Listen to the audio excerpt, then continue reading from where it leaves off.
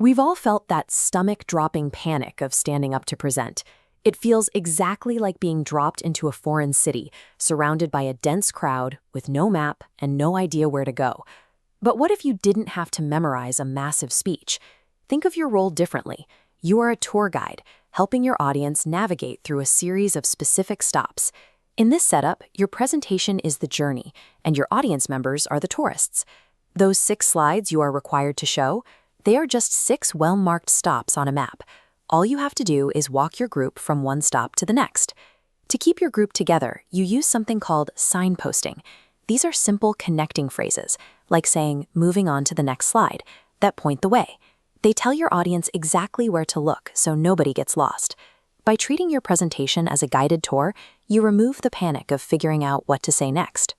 You rely entirely on a predictable, step-by-step structure that carries the weight for you. Let's begin the tour at stop number 1, your title slide. When this appears on the screen, do not stand in silence.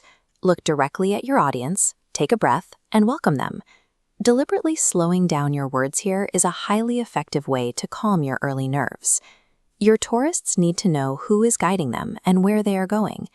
State your name, your class program, and read the exact title of your research survey out loud. Advancing to slide 2, you have to establish the overall destination before looking at any charts. You do this by clearly stating your aim, the main reason you conducted this research in the first place. Immediately after giving the aim, introduce the 2 specific research problems that guided your survey. You can clearly mark these by saying, "the first research problem asked," and then reading the question. Laying out your aim and those 2 research problems right at the start sets the foundation.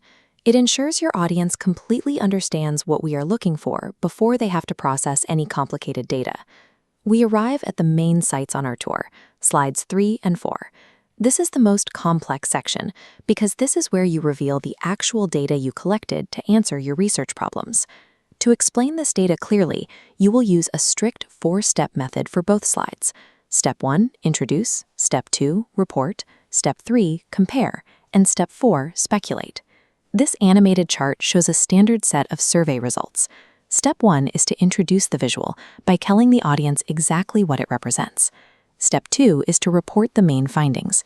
You state the key numbers, like pointing out that 50% or the majority of respondents chose a specific option.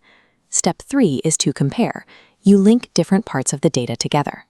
You might point out that one factor was rated much higher than another, or use phrases like "in contrast" to clarify the difference between 2 options. Step 4 is to speculate. This means offering a logical reason for why the data looks this way.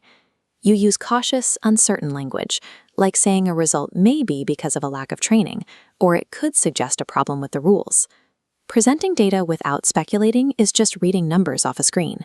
A truly helpful tour guide earns their marks by explaining the context and the reasons behind the sites. Every good tour needs a clear, satisfying end. That brings us to slide 5, your conclusion.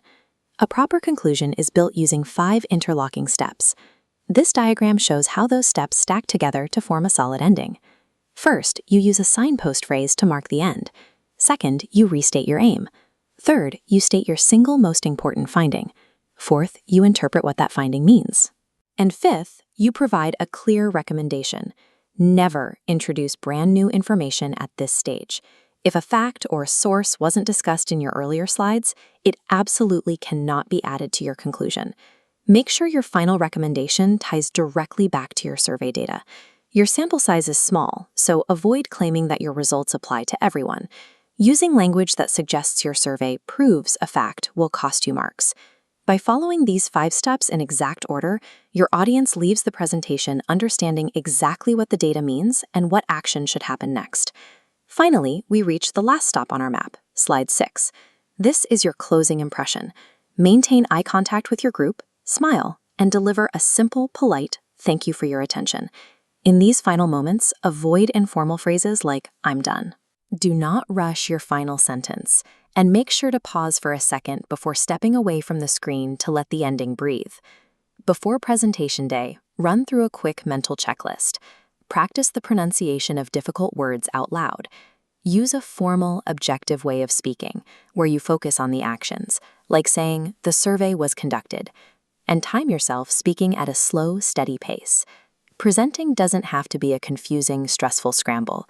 By stepping into the role of a helpful tour guide and trusting the clear map of your 6 slides, you will deliver a confident, easy to follow, and high-scoring presentation.